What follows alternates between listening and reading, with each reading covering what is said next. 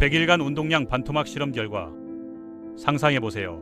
매일 헬스장에서 3시간씩 소모하며 근육 하나당 주 20세트씩 해왔던 사람이 갑자기 절반도 안 되는 세트로 운동을 한다면 무슨 일이 벌어질까요? 근육이 쪼그라들고 몸이 말라 비틀어질까요? 운동과학의 통념을 뒤흔드는 실험을 직접 몸으로 해본 결과를 지금부터 자세히 공개하겠습니다.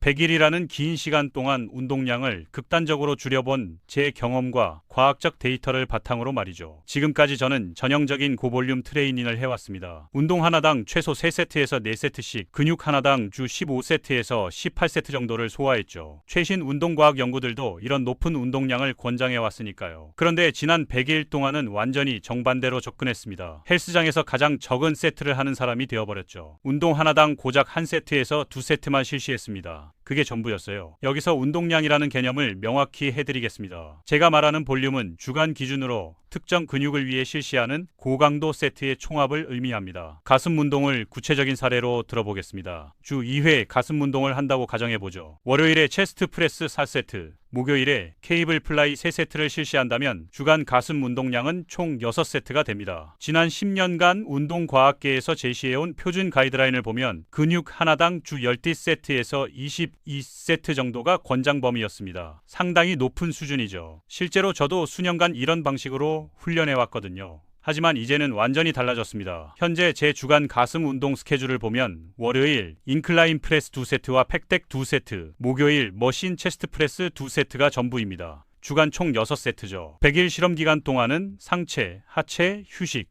상체, 하체, 팔과 어깨, 휴식 패턴으로 운동을 분할했습니다. 이 사이클을 14주 동안 반복했죠. 운동당 1회시 2세트만 실시하고 거의 모든 세트를 실패 지점까지 밀어붙였어요. 문제는 이론상으로 보면 이런 저볼륨 운동으로는 근육 성장을 극대화하기 어렵다는 게 대부분 전문가들의 견해라는 점입니다. 지난 15년간의 연구 결과들이 계속해서 볼륨이 핵심이라고 강조해왔거든요. 2010년 제임스 크리거가 운동당 1세트와 2, 3세트를 비교한 8개 연구에 대한 메타 분석을 발표했습니다. 그가 발견한 결과는 명확했어요. 운동당 20세트가 1세트만 하는 것보다 약 42% 효과적이었거든요. 2016년에 크리거와 동료들이 또 다른 메타 분석을 실시했어요. 이번에는 주간 근육당 세트 수를 살펴봤고 명확한 용량 반응 효과를 발견했습니다. 다시 말해서 볼륨이 높을수록 근육 성장도 더 좋았다는 거죠. 작년에 펠룬드와 동료들이 지금까지 나온 것 중 가장 규모가 크고 상세한 트레이닝 볼륨 메타 분석을 발표했습니다. 이번에도 볼륨과 근비대 사이에 매우 명확한 용량 반응 관계가 발견되었습니다. 그런데 몇 가지 문제점들이 있었습니다. 이런 연구들 중 어느 것도 실제 근육 성장을 측정한 게 아니라는 비판이죠. 실제로는 고볼륨 트레이닝으로 인해 근육이 혈액과 염증으로 부어오르는 부종 현상일 뿐이라는 의견입니다. 저는 훨씬 더 실용적인 관점에서 이런 문헌들을 비판하고 싶습니다. 먼저 명확히 해둘 점은 이런 연구들이 모든 근육에 동시에 고볼륨을 적용하지 않았다는 겁니다. 대부분은 이두근과 삼두근 또는 대퇴사두근만 고볼륨으로 훈련했을 뿐이에요. 회복 이야기가 나왔으니 말인데 이런 연구들 대부분은 유지 칼로리 수준에서 진행되었습니다. 하지만 지금의 저처럼 칼로리 적자 상태라면 어떨까요? 적자는 에너지가 적다는 뜻이고 이는 회복 능력이 떨어진다는 의미입니다. 가장 중요한 건 이 모든 연구들이 단기간 개입이라는 점입니다. 보통 6주에서 12주 정도만 지속되거든요. 1년이나 2년 같은 더 긴 기간이 지나면 어떻게 될까요? 이런 연구들은 기간이 충분하지 않기 때문에 정확한 답을 줄 수 없습니다. 전반적으로 수익 체감 현상이 있기도 하고요. 겉보기에는 더 많은 볼륨을 하면 더 많은 이득을 얻을 수 있다는 인상을 주지만 사실은 전혀 그렇지 않습니다. 점점 더 많은 볼륨을 하면서 얻는 추가적인 근육 성장은 점점 더 작아져요. 바로 이런 이유 때문에 제가 직접 테스트해보고 싶었던 겁니다. 제 개인 실험은 100일간 지속되었는데 이는 지금까지 보여드린 연구들 대부분보다 더 긴 기간입니다. 똑같은 조명하에서 진행 상황 사진으로 신체 변화를 기록했고요. 솔직히 말하면 처음 몇 주 동안은 의심이 들었습니다. 수년간 근육당 주 12-22세트를 해오다가 갑자기 이렇게 적게 하니까 충분하지 않다는 느낌이 들었어요. 하지만 3주차 즈음 놀라운 사실을 깨달았습니다. 몸이 줄어들지 않았을 뿐만 아니라 실제로 더 단단하고 탄탄해 보였던 거예요. 혈관도 더 도드라져 보였어요. 저볼륨 트레이닝으로도 예상했던 것보다 근육이 훨씬 더 충실하게 채워져 있었습니다. 그리고 제게 가장 중요했던 건 꾸준히 체중이 줄었음에도 모든 운동에서 힘을 유지했다는 점입니다. 그게 아마 제가 근육을 유지하고 있다는 가장 좋은 지표였을 거예요. 아마 성급하게 결론을 내린 건 아닐까 생각도 했지만요. 중반즈음에는 제가 늘 해오던 여분의 볼륨이 생각보다 더 저를 지치게 하고 있었다는 걸 느끼기 시작했습니다. 사실 어떤 면에서는 운동이 즐거워야 한다는 생각이 저를 방해하고 있었다고 봐요. 말씀드리자면 저는 예전에 그런 고강도 운동을 정말 싫어했었어요. 요즘 하체 운동은 스쿼트 2세트, 레그컬 2세트, 런지 1세트, 레그 익스텐션 2세트, 외전근 1세트, 종아리 2세트입니다. 시간을 재면 45분에서 길어야 60분 정도밖에 걸리지 않아요. 제 ADHD 성향 때문인지 모르겠지만 예전에 했던 거의 모든 고볼륨 운동에서는 운동 중반부터 집중력이 떨어지기 시작했어요. 휴대폰을 더 많이 만지작거리고 세트 사이 휴식을 조금 더 길게 갖고 사교 활동을 시작하곤 했죠. 바로 이 부분에서 저볼륨 트레이닝 스타일이 정말 빛을 발합니다. 저는 이걸 집중 효과라고 부르고 있어요. 일을 끝내기 위해 한두 세트만 있으면 된다는 걸 알면 그 일에 완전히 몰입하게 되거든요. 그런 이유로 이 도전 기간 동안 강도를 제대로 보여주지 못한 세트는 단 한 번도 없었다고 생각합니다. 하지만 제 말만 믿으시라는 건 아니에요. 한 사람의 경험만으로 자신의 트레이닝을 결정해서는 안 되잖아요. 그래서 과학을 다시 한번 살펴보고 싶습니다. 적어도 적절한 상황에서는 저볼륨 트레이닝을 지지하는 근거가 생각보다 많아요. 예를 들어 근육을 키우는 데 필요한 볼륨보다 근육을 유지하는 데 필요한 볼륨이 훨씬 적다는 걸 보여주는 데이터가 많거든요. 비클과 동료들이 실시한 고전적인 연구에서는 피험자들이 고볼륨 단계와 저볼륨 단계를 연이어 진행했습니다. 고볼륨 트레이닝 단계에서는 주 3회 하체 운동을 했어요. 즉 대퇴사두근만을 위해 주 27세트를 16주간 지속했습니다. 그 다음 피험자 절반은 운동량을 극도로 줄여서 주 1회씩 각 운동을 한 세트씩만 하는 단계로 들어갔어요. 즉 세트 수가 27개에서 3개로 줄어든 거죠. 그리고 그들의 성과는 어떻게 됐을까요? 16주 동안 100% 크기와 힘을 유지했습니다. 이 연구에는 72명의 피험자가 참여했습니다. 실제로 일부는 저볼륨 시기에도 성과를 냈어요. 그리고 올해 9월, 그러니까 지난달에 전혀 새로운 저볼륨 연구가 발표되었습니다. 정말 중요한 두 가지를 알려주는 연구였어요. 첫째, 저볼륨 프로그램에서는 실패 지점까지 가는 게 더 효과적인 것 같다는 점이에요. 그리고 아마 더 중요한 건 경험이 풍부한 트레이니들조차도 저볼륨 프로그램에서 성과를 낼 수 있다는 거죠. 볼륨이 우리가 생각했던 만큼 최고는 아닐 수도 있어요. 제 생각에는 어떤 변수가 왕관을 써야 한다면 그건 아마 열심히 훈련하는 것일 거예요. 저볼륨 트레이니의 경우 소수의 세트만 하기 때문에 회복에 지장을 주지 않고 거의 모든 세트를 실패 지점까지 밀어붙일 수 있어요. 그렇다면 100일간 저볼륨 트레이닝을 한 후에 무슨 일이 일어났을까요? 효과가 있었을까요? 실험 기간 동안 체중 감량을 했기 때문에 확실히 더 날씬해졌어요. 하지만 더 근육질로 보인다고 생각합니다. 운동 후 약 7파운드 정도 감량했음에도 근육의 충만함, 크기, 밀도를 정말 잘 유지했다고 생각해요. 제 DXA 결과도 이를 뒷받침합니다. 1일차부터 100일차까지 지방량은 5.5파운드 감소했고 순수 근육량은 1.8파운드 감소했어요. 하지만 놀라운 점은 제 결과가 그보다 더 좋다고 생각한다는 거예요. 31차부터 100일차까지, 그러니까 70일간의 저볼륨 트레이닝을 통해 실제로 0.5파운드의 순수 근육량을 늘리고 2.3파운드의 지방량을 감량했습니다. 힘도 늘었습니다. 체중 감량의 마지막 주에 매크로가 가장 낮았을 때조차도 펜들럼 스쿼트에서 새로운 개인 최고 기록을 달성하고 있었거든요. 2세트만 하면 되는데 얼마나 더 잘 집중할 수 있는지 정말 놀라웠어요. 실험의 마지막 상체 운동에서는 가슴 프레스 머신으로 엄청난 신기록을 달성했어요. 15회 반복이었는데 이전 개인 최고 기록보다 4회 더 많은 횟수였습니다. 정말 미친 결과였어요. 체크인 날에는 엄격한 단식 프로토콜 하에서 최대 근력을 테스트했습니다. 100일 후 벤치프레스 근력은 회복했고 레그 익스텐션 최대 중량에는 15파운드를 추가했어요. 7파운드를 감량했다는 점을 고려하면 정말 탄탄한 성과라고 봅니다. 진행 상황 업데이트도 명확한 그림을 보여준다고 생각해요. 하체가 훨씬 탄탄해졌고 어깨가 더 탄력 있고 팔이 더 보기 좋아졌습니다. 하지만 제게 가장 큰 놀라움은 운동이 얼마나 즐거웠는지였어요. 저는 34세이고 트레이닝을 시작한 지 거의 20년이되었는데 이런 요소가 점점 더 중요해지고 있어요. 긴 운동을 두려워하는 대신 이제는 매일 운동하는 걸 정말 기대하고 있습니다. 이 도전은 제게 꽤 큰 생각의 변화를 가져다 줬어요. 만약 체중 감량을 한다면 볼륨을 낮추는 게 좋다고 생각합니다. 적자 상태에서는 회복이 어렵고 열심히 훈련한 한 저볼륨으로도 근육은 잘 유지되기 때문입니다. 근육을 키우고 있다면 솔직히 말해서 모든 근육의 볼륨을 비교적 낮게 유지하는 게 가장 좋은 방법이라고 생각해요. 주 12에서 22세트 정도로 한 근육을 집중해서 하고 몇 달마다 어떤 근육을 트레이닝할지 바꾸는 거죠. 특히 더 발전할수록 이게 매우 합리적이라고 생각합니다. 제가 다시 림벌크를 시작하면 아마 이렇게 할 것 같아요. 저볼륨, 고강도 프로그램은 더 짧고 지속하기 쉽고 더 즐겁고 회복하기도 더 쉬워요.